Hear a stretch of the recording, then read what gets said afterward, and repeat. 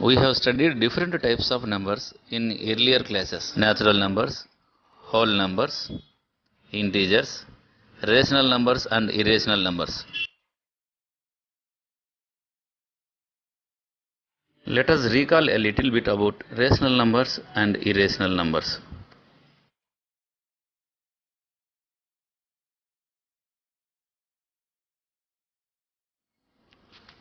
Rational numbers.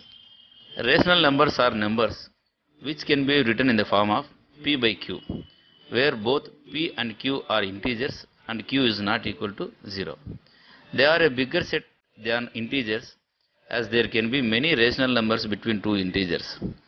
All rational numbers can be written either in the form of terminating decimals or non-terminating or repeating decimals.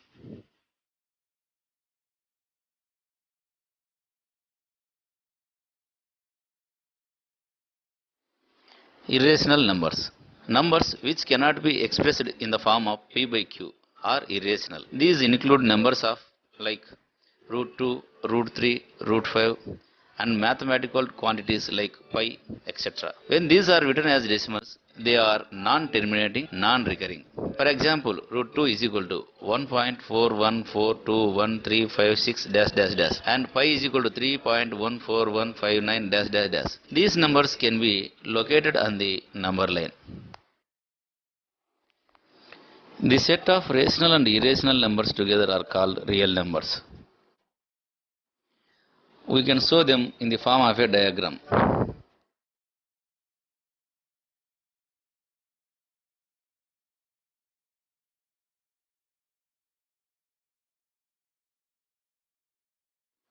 Look at here, two big circles are there.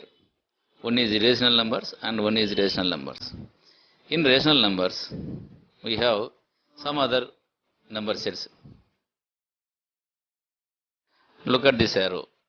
This indicates natural number set. And this arrow indicates whole numbers, bigger than natural number set. And this arrow indicates integers, bigger than natural numbers and whole numbers. This arrow indicates rational numbers, bigger than natural and whole numbers and integers. This indicates irrational numbers.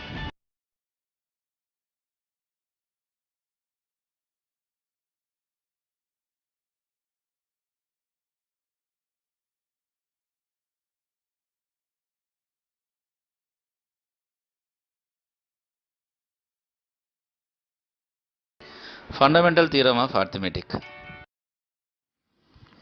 Every composite number can be expressed or factorized as a product of primes. And this factorization is unique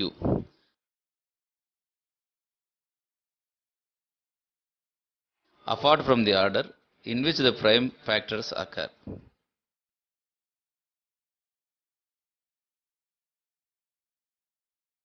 Factorization of any composite number as a product of prime numbers is in a unique way. This method is also called the prime factorization method. Let us recall the method through the following example. Find the LCM and HCF of 12 and 18 by the factorization method.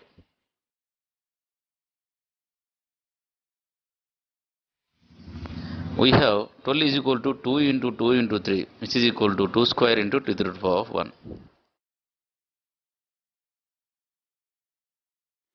And 18 is equal to 2 into 3 into 3, which is equal to 2 to the power of 1 into 3 to the power of 2. So the HCF of 12 and 18 is equal to 2 to the power of 1 into 3 to the power of 1, which is equal to 6. This is nothing but the product of smallest power of each common prime and factors in the 12 and 18 numbers. 2 is the common prime factor in both 12 and 18, but the smallest power is 2 to the power of 1.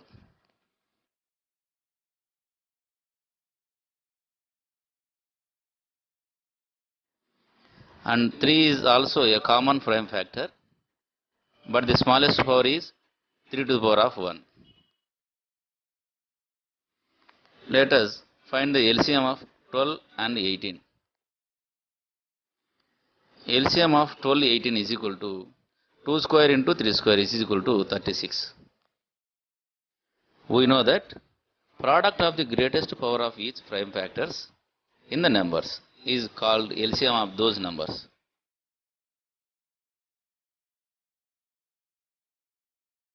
Two square is the greatest power in 12 and 3 square is the greatest power in the prime. So 2 square into 3 square is equal to 36, which is the LCM of 12 and 18. From the example above, you might have noticed that HCF of 1218 into LCM of 1218 is equal to 12 into 18. In fact, we can verify that for any two positive integers a and b, HCF of AB into LCM of AB is equal to A into. We can use this result to find the LCM of two positive integers if we have already found the HCF of the two positive integers. Thanks for watching. Please subscribe for more videos on my channel.